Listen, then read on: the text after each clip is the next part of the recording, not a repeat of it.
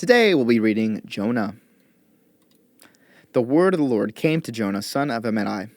Go to the great city of Nineveh and preach against it, because its wickedness has come up before me. But Jonah ran away from the Lord and headed for Tarshish. He went down to Joppa, where he found a ship bound for that port. After paying the fare, he went aboard and sailed for Tarshish to flee from the Lord. Then the Lord sent a great wind on the sea, and such a violent storm arose that the ship threatened to break up. All the sailors were afraid, and each cried out to his own God. And they threw the cargo into the sea to lighten the ship. But Jonah had gone below deck, where he lay down and fell into a deep sleep. The captain went to him and said, "How can you sleep? Get up and call on your God. Maybe he will take notice of us, so that we will not perish." Then the sailors said to each other, "Come, let us cast lots to find out who is responsible for this calamity." They cast lots, and the lot fell on Jonah. So they asked him, "Tell us, who is responsible for making all this trouble for us? What kind of work do you do? Where do you come from? What is your country? From what people are you?" He answered, "I am a Hebrew, and I worship the Lord, the God of heaven, who made the sea and the dry land." This terrified them, and they asked, "What have you done?" They knew he was running away from the Lord, because he had already told them so. The sea was getting rougher and rougher, so they asked him, "What should we do to you to make the sea calm down for us?" "Pick me up and throw me into the sea," he replied, "and it will become calm. I know that it is my fault that this great storm has come upon you."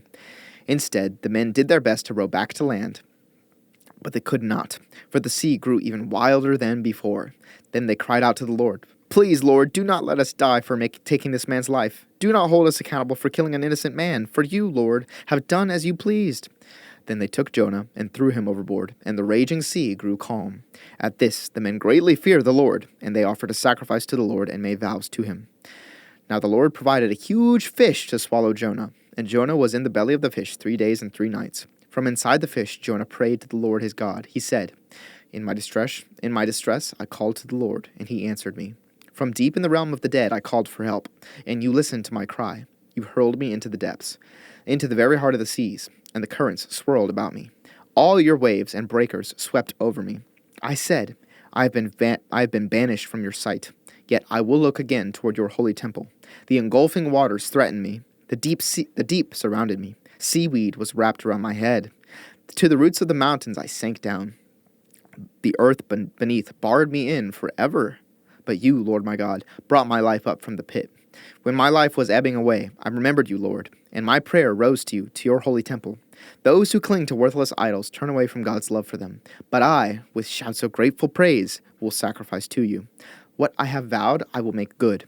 I will say, salvation comes from the Lord. And the Lord commanded the fish, and it vomited Jonah onto dry land. Then the word of the Lord came to Jonah a second time. Go to the great city of Nineveh and proclaim to it the message I give you. Jonah obeyed the word of the Lord, and went to Nineveh. Now Nineveh was a very large city. It took 3 days to go through it. Jonah began by going a day's journey into the city, proclaiming, 40 more days and Nineveh will be overthrown. The Ninevites believed God.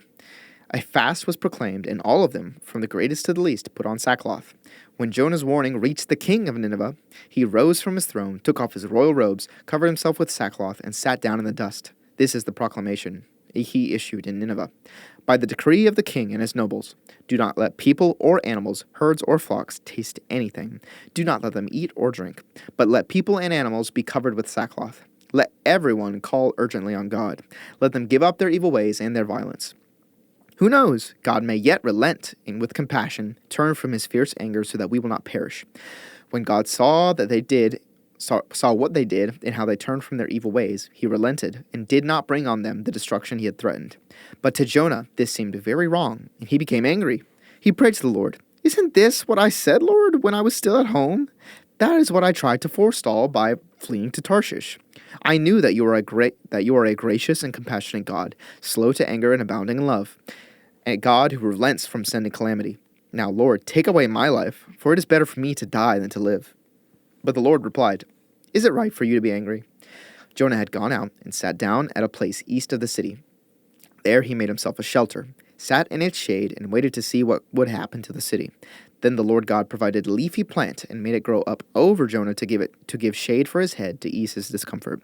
And Jonah was very happy about the plant.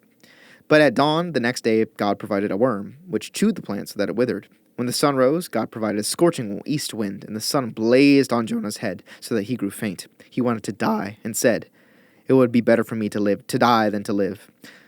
But God said to Jonah, "Is it right for you to be angry about the plant?" "It is," he said, "and I'm so angry I wish I were dead." But the Lord said, "You have been concerned about this plant, though you did not tend it or make it grow. It sprang up overnight and died overnight. And should I not have concern for the great city of Nineveh, in which there are more than 120,000 people who cannot tell their right hand from their left, and also many animals?"